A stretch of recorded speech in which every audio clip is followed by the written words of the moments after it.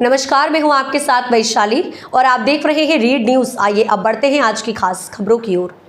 बैतूल हरदा हरसूद से कांग्रेस उम्मीदवार ने रीड न्यूज़ से खास बातचीत की। कांग्रेस पार्टी एक समंदर है, किसी के आने और जाने से कोई फर्क नहीं पड़ता। रामू टेकाम बैतूल हरदा हरसूद संसदीय क्षेत्र से कांग्रेस प्रत्याशी रामू टेकाम ने रीड न्यूज़ को दिया निजी इंटरव्यू, जिसमें उन्होंने कहा कि कांग्रेस की भाजपा और मध्य प्रदेश की सरकार ने जनता से किए वादे पूरे नहीं किए, चाहे वह काला धन वापस लाने, आम जनता को गैस सिलेंडर 450 रुपए में उपलब्ध कराने, किसानों का गेहूं 2700 रुपए के समर्थन मूल्य से खरीदने, लाडली बहनों के खाते में प्रति माह 3000 देने, 2 करोड़ नौकरियां देने, महंगाई कम करने जैसे लोक लुभावने वादे किए थे। पत्रकार वार्ता आयोजित की है उनसे 2 शब्द। सर, लोकसभा चुनाव की क्या कहें? लोकसभा चुनाव की तैयारी हुई और जब से हमारे विधानसभा के चुनाव संपन्न हुए और जो वादे भारतीय जनता पार्टी की सरकार ने विधानसभा चुनाव में जनता से किए थे, वो वादे अभी आज तक जनता के लिए सरकार ने पूरे नहीं करे। चाहे वो किसानों का 2700 रुपये प्रति क्विंटल गेहूँ खरीदने की बात हो, चाहे वो 450 रुपये में आम नागरिक को गैस सिलेंडर देने की बात हो, चाहे युवाओं को रोजगार देने की बात हो, चाहे वो लाडली बहनों को 3000 रुपये देने की बात हो। किसी भी बात पे भारतीय जनता पार्टी अपने जो घोषणा पत्र है उसको पूरा नहीं करती। और आपको याद होगा कि 2014 में जो लोग महंगाई की बात करके सत्ता में आए थे, कह रहे थे कि हम काला धन वापस लाएंगे और महंगाई को कम करेंगे, डीजल पेट्रोल के दाम कम करेंगे और 2 करोड़ नौकरियां देंगे। आज ये 10 साल वो भी हम गिन लेते हैं। आज तक भारतीय जनता पार्टी चाहे केंद्र की सरकार हो चाहे राज्य की सरकार हो, किसी भी रूप से जनता के लिए वो लाभदायक साबित नहीं। तो हम इन मुद्दों को लेकर के पूरी बैतूल हरदा हरसूद लोकसभा संसदीय क्षेत्र की जनता के बीच में आठवीं विधानसभा में जा रहे हैं और जनता का भारी समर्थन हमें मिल रहा है। और एक और बात, जो 5 साल का कार्यकाल है हमारे जो भारतीय जनता पार्टी के सांसद हैं दुर्गादास उइके जी, वो ऐसे कोई काम हमारे बैतूल जिले के लिए संसदीय क्षेत्र के लिए नहीं किए जिससे कि जनता उन पर दोबारा भरोसा कर सके।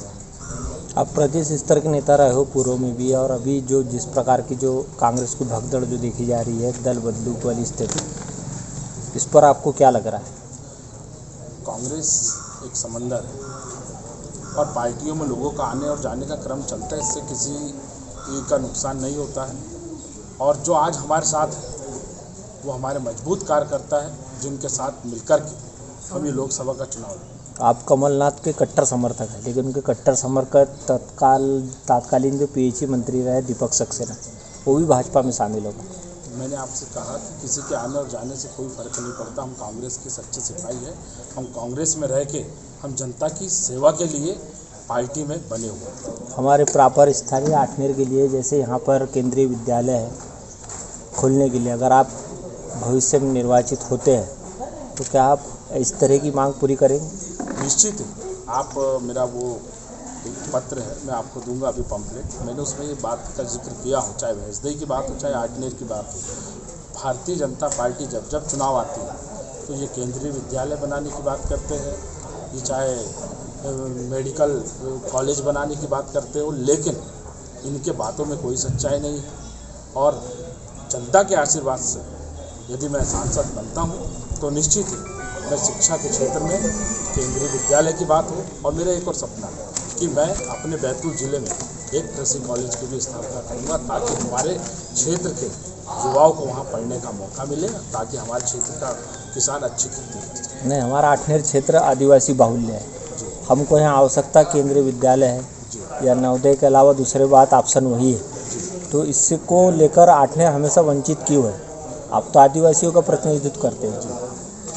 तो मैंने आपको बताया, जनता अगर मुझे मौका देती है, क्योंकि आज तो मैं जनप्रतिनिधि नहीं हूँ, मैं केवल सड़कों पर संघर्ष कर सकता हूँ, ज्ञापन दे सकता हूँ, आंदोलन कर सकता हूँ, सरकार के खिलाफ सड़क पर उतर सकता हूँ। लेकिन अगर जनप्रतिनिधि बनता हूँ जनता के आशीर्वाद से, तो निश्चित है मैं इन सब चीज़ों को पूरा करने का प्रयास। इलेक्ट्रॉनिक बॉन्ड को लेकर आपको क्या है? इलेक्ट्रॉनिक जो बॉन्ड जो SBI के थे जो जीते, इससे भारतीय जनता पार्टी का चाल चरित्र और चेहरा उजागर हुआ।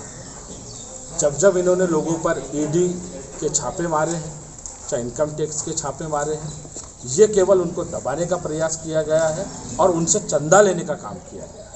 आप उस सूची को देखिए, उस सूची में कई नाम ऐसे मिलेंगे जहां इन्होंने छापे मारे हैं और उनसे चंदा भारी मात्रा में वसूला गया है। नहीं, वो बॉन्ड से तो आपको भी मिला ना चंदा? नहीं, लेकिन ये लोग जो एक वो बात करते हैं, गौ माता की जो बात कर रहे थे, तो इसमें जो सूची है उसमें इन्होंने जो गौमांस का निर्यात करने वाली कंपनियों से भी भारतीय जनता पार्टी ने चंदा लिया है। तो ये भी हमारे लिए और देश की जनता के लिए सोचना है। अच्छा, मौजूदा समय में कांग्रेस की स्थिति क्या है? क्या मौजूदा समय में कांग्रेस की स्थिति क्या मजबूत है या फिर मौजूदा समय में कांग्रेस की स्थिति बहुत मजबूत है और कांग्रेस में ये चीज़ अभी जो आपने कहा था कि लोग बड़े बड़े लोग आ रहे हैं या जा रहे हैं, तो आज जो कांग्रेस में खड़ा है वो कांग्रेस का मजबूत सिपाही है। वो देश को आगे बढ़ाना चाहता है और कांग्रेस बहुत मजबूती से इस बार लोकसभा का चुनाव लड़ेगी। हमारे क्षेत्र की जनता को आप क्या संदेश देना चाहते हैं? मैं बैतूल हरदा हरसूद संसदीय क्षेत्र की सभी जनता को आपके चैनल के माध्यम से मैं ये संदेश देना चाहता हूँ कि एक गरीब और किसान का बेटा आज लोकसभा के लिए, मैं 19 में भी चुनाव लड़ा था, लेकिन इस बार भी पार्टी ने मुझे मेरे कार्यों को देखते हुए भरोसा जताया है।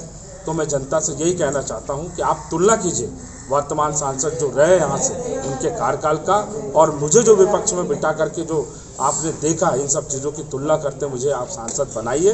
निश्चित ही चाहे यहाँ पे पलायन की बात हो, चाहे यहाँ पे रोजगार के अवसर उपलब्ध कराने की बात हो, चाहे यहाँ पे औद्योगिक धंधे स्थापित करने की बात हो, चाहे ट्रेनों के स्टॉपेज लाने की बात हो, चाहे यहाँ पे कॉलेज खुलवाने की बात हो, हम हर चीज़ में हमारे बैतूल ज़िले को हम मजबूत करने का काम करेंगे, विकसित करने का।